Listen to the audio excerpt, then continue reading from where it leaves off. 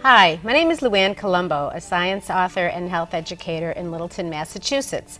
It is a pleasure to welcome you to the first episode of Insider's Guide to Good Health, where we all know that good health is an inside job. Each month we will bring you health experts to share information on how to attain and maintain good health. Over the next few months we will discuss personal training, massage therapy, chiropractic, acupuncture, children's nutrition, meal makeovers, women's health, and much more. At the end of each show, we will provide an email address for you to send us questions that we can discuss in the next episode. Now, it is my pleasure to introduce my first guest, Sabrina Tavalone, certified personal trainer and owner of Body by Sabrina. Sabrina Tavalone is an innovative and passionate fitness trainer with over 20 years' experience in the health and fitness industry.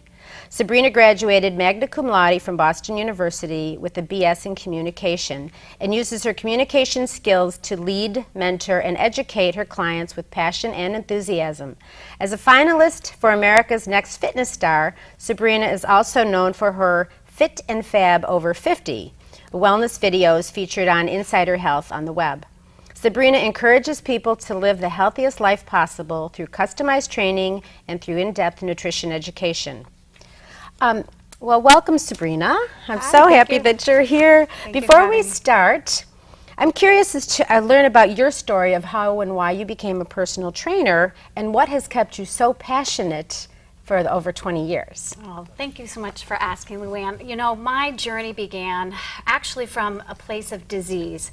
I had struggled over 12 years with a serious eating disorder, and at that point I was very unhealthy. And having been, you know, with out of whack eating, unhealthy lifestyle, I knew I had to change. And so the catalyst of becoming healthy and well, I sought out help and became certified as a trainer, and I just believed that if I could do it, I can empower others to do the same. So I'm extremely passionate.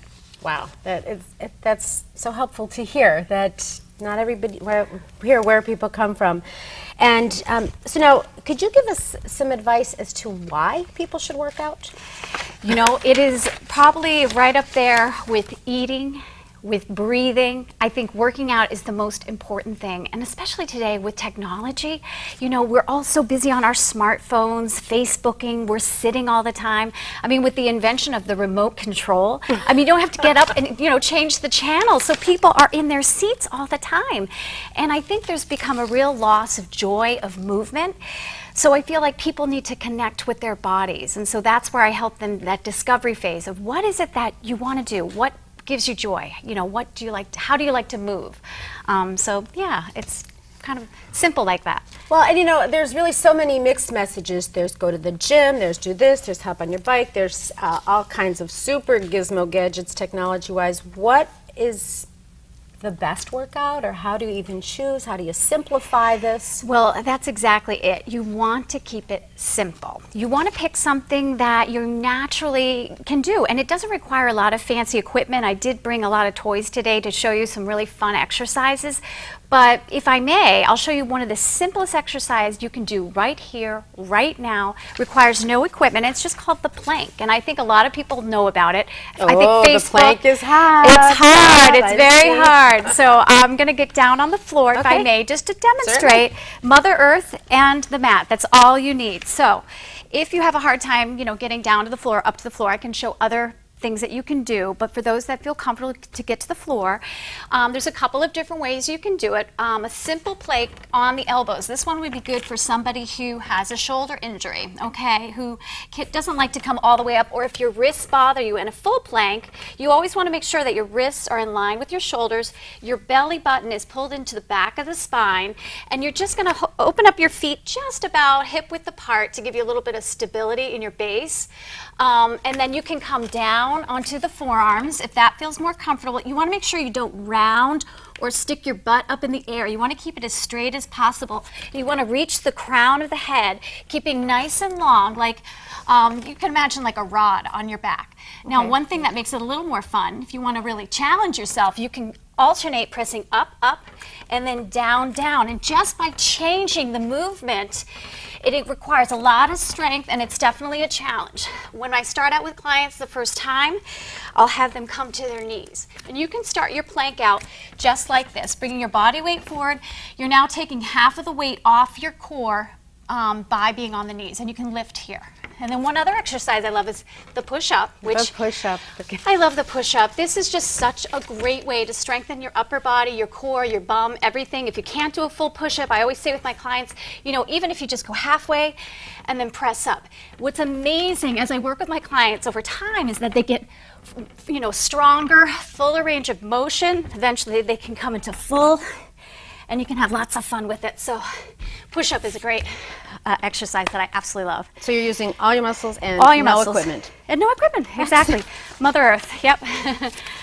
So that works great. Okay, you know, so that actually brings me to my next question. What are some of the advantages of working out as we age? Oh my gosh, there are so many advantages. Like when I talk advantages, there's a little, actually we could send this to anybody who's interested. This is 100 reasons to exercise.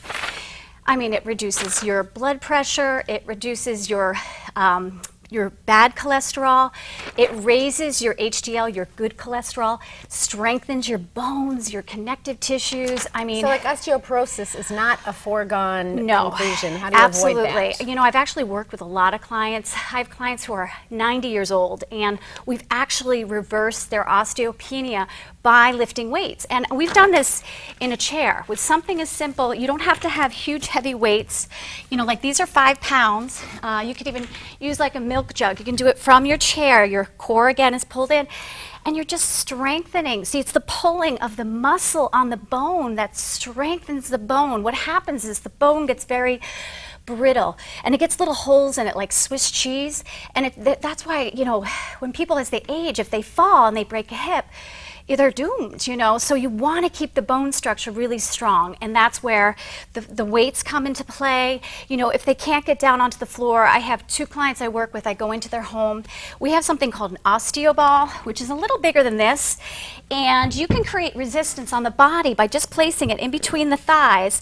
And believe it or not, our legs really atrophy as we age. So things like just getting up and out of a chair, or sitting and barely tapping and coming back up. I mean, that alone is going to increase the strength in your thighs, the ball in between. You're going to exhale and press, and you're going to work your adductors, inner thighs.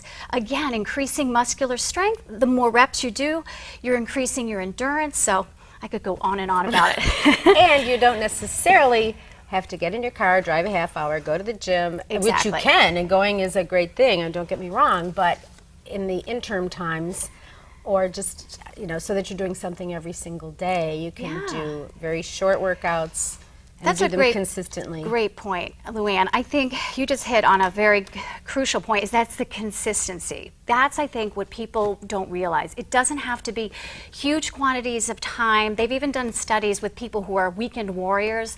They go into the gym and they work out like crazy, like do a 6-hour workout on a Sunday, and then they don't work out for the rest of the week. They're better off if they recover for the rest of the week. Well, that's it. They're in pain. Exactly. So if you sprinkle that 6 hours that they did on the weekend throughout the week, you're far better being consistent throughout your you know, you could be a walk. You know, I love people to wear Fitbits or any kind of pedometer because that encourages them to get more steps in. It's all about movement. You just want to move. Gotta move. Gotta move. Okay, well, you know, you talked about, you spoke of your struggles with eating and food binges and all of that. Oh, yeah. You know, can you really explain the synergy of a healthy diet and of working out? That is paramount. I basically tell my clients, I would rather see you work out less and eat better, because it's 80% of the equation. People don't realize Nutrition is 80% of the equation? 80%. So you could work out for 3 hours in the gym, but if you go to your local fast food place afterwards and load up on wings or fried foods, honestly, you're better off if you hadn't even gone to the gym. So you have to think about it, every cell in your body is constructed of the nutrients that you eat.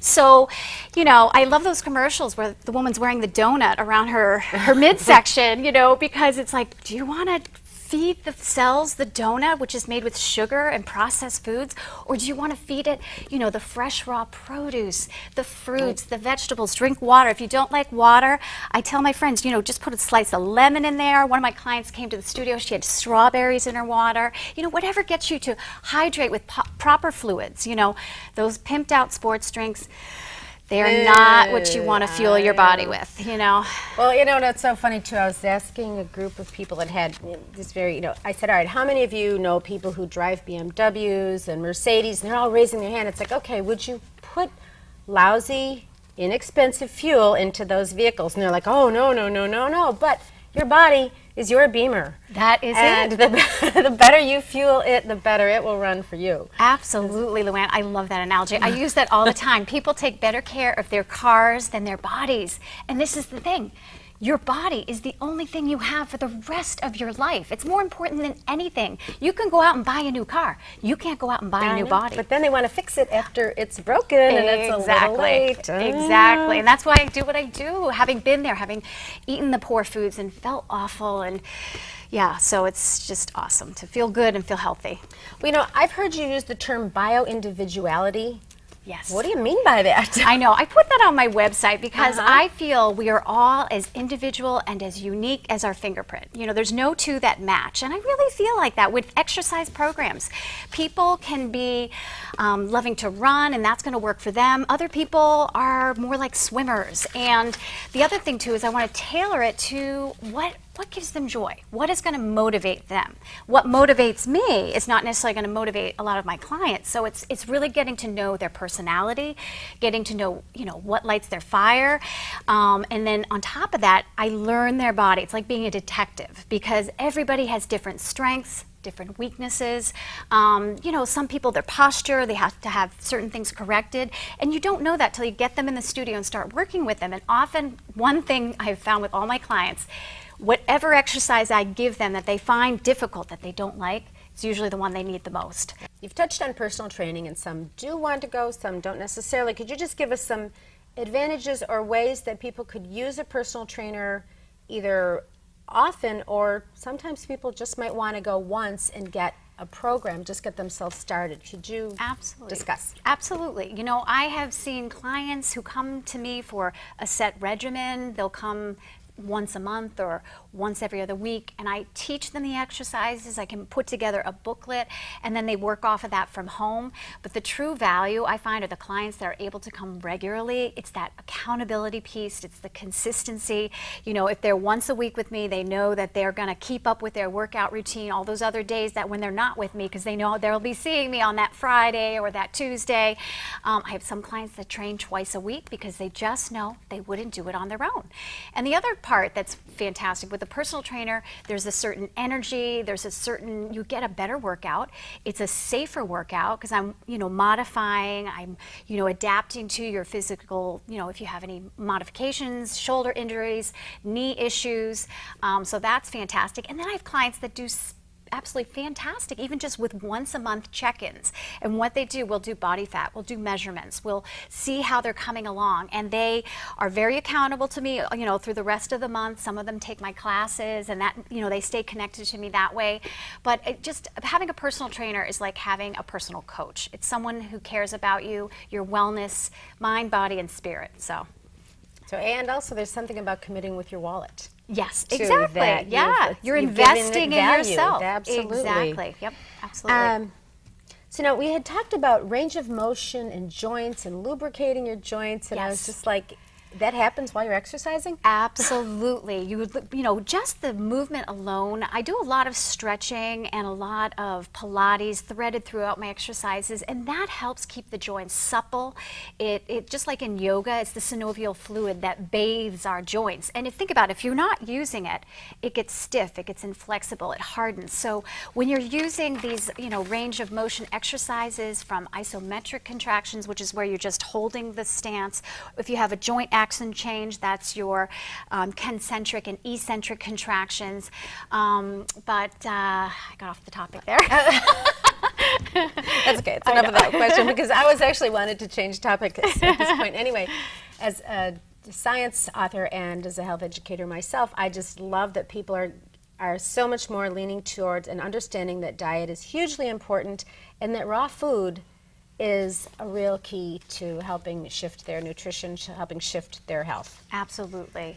Yep, I find if you feed the body raw food, it helps with cravings. It fills up the volume in your stomach, so you're not going to eat as many processed foods, so you feel satiated more. The raw food also is so important because it contains something called phytonutrients, as I know you're well versed on this, and antioxidants. So you're discussing, as raw food, you're discussing raw fruits and vegetables. That's mostly. exactly. Okay, so not raw meat. No, not raw.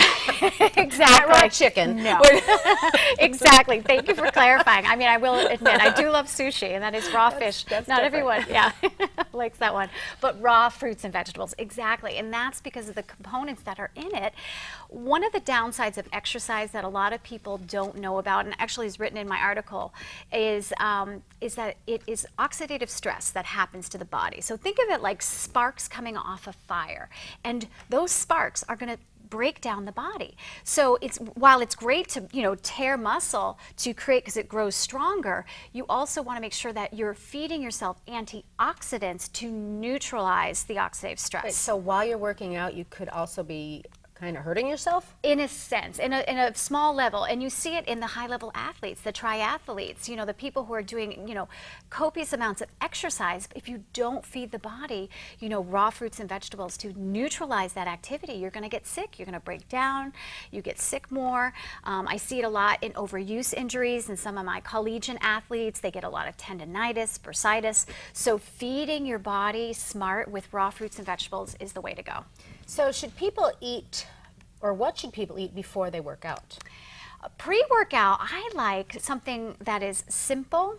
Believe it or not, for me, a banana. A banana is all I need. And for some people, they find that hard to digest. So I think because I'm used to it and I eat it every day because it has natural magnesium and potassium, they could do half a banana. They could do a fruit smoothie, and then what's most important is fueling your body after you work out within 20 minutes. And a lot of people don't know that. You want to make sure that you fuel your body. So like if you do go to the gym, you should keep like an energy bar or you can do an energy bar or I love a protein vegan smoothie with a bit of kale in it, some frozen peaches. It's fantastic, yeah. And I drink that right after. It's like my cells get so happy just drinking that right after the workout. So you actually could have that made up and in your gym bag, even with a little ice, and shake Absolutely. it up and just drink it. Okay. Yeah. Could you then show us a few exercises Sure. that people could do at home? Absolutely. Because you were talking about we don't necessarily have to go to the gym. Yeah, and, absolutely. so I'm I'd like going to demo a couple. I'm going to do some that require minimal equipment. And in fact, if people go to insidershealth.com, my show is still live. It's called Fit and Fab Over 50. I have an entire travel tubing workout. And this is a great piece of equipment. So basically what you do is you take a piece of tubing, you just step in the center, okay, and we could do something like a simple bicep curl. So abs are pulled in nice and tight, right, shoulders are back and down, and you're just gonna squeeze on the tubing and then slowly release.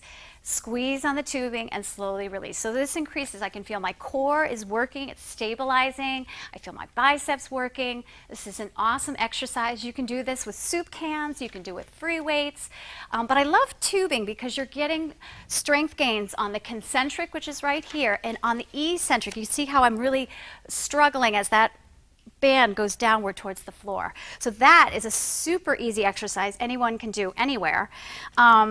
Another exercise I'm a huge fan of for core, if you're good, coming up and off the mat, is a Pilates roll-up. And why I love this is that it strengthens your core muscles, it stretches your low back and hamstring. A lot of people are really tight and have back issues.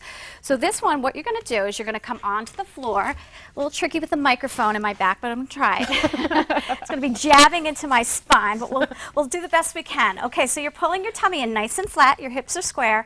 You're gonna float your arms over your head, but keep your shoulders plugged in. You're going to have your feet like they're in a vat of concrete and tuck your chin, peel your spine, squeeze, squeeze, squeeze. sorry, I hope I don't break the mic, coming up, up, up, and you're gonna reach forward and forward fold over. Now, a lot of people can't touch their toes, and that's okay, but I really, when I'm working with my clients, I want them to try to increase their flexibility. My 90-year-old clients that I work with both can touch their toes with ease, and I'm telling you, flexibility is a very important part of longevity and of health. So when I'm measuring someone's flexibility, I first see, can they touch their toes without bending their knees? Okay, so that's something you can really work on. You can take a yoga strap if you can't touch your toes and just thread it around, or like I have a tubing here, works as well. I like a yoga strap more than the tubes though to do this, because it's a very straight, stagnant. It doesn't pull, and then you pull your body forward to get that kind of stretch. We can do an elevated calf stretch here, pulling up on the foot, so you get into the calf and into the hamstring, but flexibility is just huge. I also love this one for my runners. You're going to get your IT band stretched. You're going to cross that leg over. You're going to turn in towards the knee, give it a big hug, and then give a great twist, looking over that shoulder. You would be amazed how many people can't line up their chin with their shoulder when they first do this exercise. And think about it, when you're driving, as my clients age, if you can't look for traffic, it can be a hazard. I'm trying to think other ones that I love, and I'll have fun with this because the Bosu is a little more tricky, and this is why you would work with this with a trainer. But basically, it's an unstable surface, okay? It's like fluid, and I love compound movement. I love exercise that use more than one muscle group. It's so fantastic. So you're working your connective tissues, your tendon strength, all that, and I'm gonna step on this, and people always say, oh my gosh, I feel like I'm gonna fall, and I'm like, well, that's part of the idea. You want it to be a little bit wiggly. So right now, my core is working, my ankles are working, everything's working. I'm gonna hold a little weight ball, this is like 5 pounds, and then I'm going to sit through my seat into a squat, and then come back up. So this is really great to work the shoulders, works the core, and that is something you probably want to attempt with a trainer if you're not confident to do on your own at home. But I brought it, so I thought it'd be fun to show people. And compound work is really about, moving a lot of muscles at once. So I'll give you one more example of compound movement. One more. So this would be... And it's also more efficient because you're working many things at once. That's exactly and people it. don't have a lot of time. We're busy, we're rushed. If we can do one or two moves that give you 3 or 4 exercises. Absolutely. Yeah, I try to really work as many muscle groups as possible. So for example, on this one, or again, working the core, we're on the Bosu. If you lift the toe, it becomes more wiggly. Hand is on the Bosu. Same arm, same leg. You're going to see me wiggle like crazy. You're going to extend that weight and pull it back in. This is a favorite of mine in my studio. You're really getting a fabulous workout right here. Just squeezing the back of the arm. You're breathing. See me wiggling like crazy?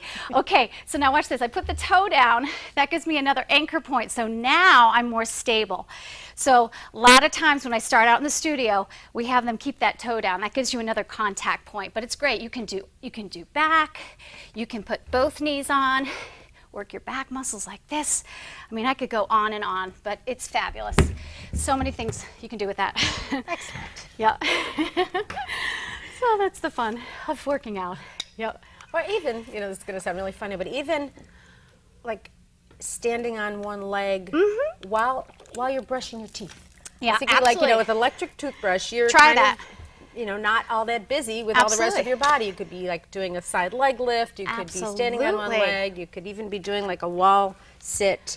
Yep. While you're just kind of and it's like an everyday habitual sort of thing. You got it. Absolutely. Okay, so in wrapping up, we've hit on so many different topics, and we could be, it's obviously a huge science and so many capacities, and we would love to have you come back and focus on some of the things we didn't get to talk about today. Absolutely. But I would say it's 3 major points, and one of the points you made was that 80% of your weight loss is actually more food intake than it is exercise. So it isn't necessarily the 50-50 that people thought. Or if they're thinking, oh, I'm not exercising, so therefore I'll go have another donut. Right. So exactly. No.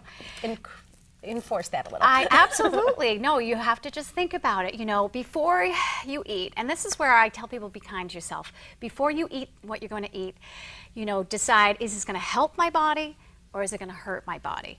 You know, look, this is why I don't buy Oreos. You know, a lot of my clients say, oh, but I want to have Oreos for the kids. And I thought, you know what, though? Here's the problem.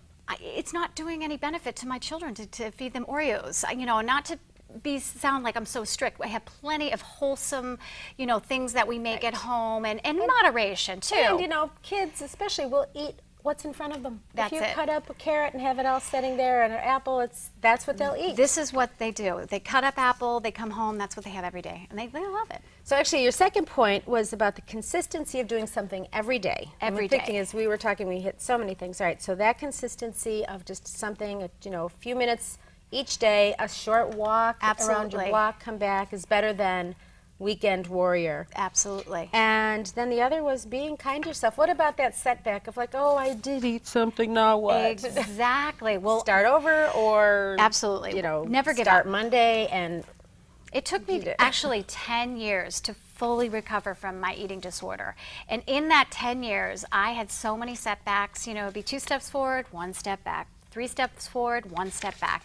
And it's the same with people. You know, I don't like the idea of deprivation and dieting. I mean, think about it. Jack Medina is a big fan. I love him. He's a gymnastics coach, and I'll never forget the words he said. Think about it in the word diet. The first 3 words, letters, die, D-I-E. D-I-E, yep. It's like your body is trying to commit suicide, and it's true. So when my clients, they had a little cake or they had a little this or that, you know, I tell them, don't throw in the towel. It's not going to negate all the progress that you've made. You just start back right on track the next day and be kind to yourself.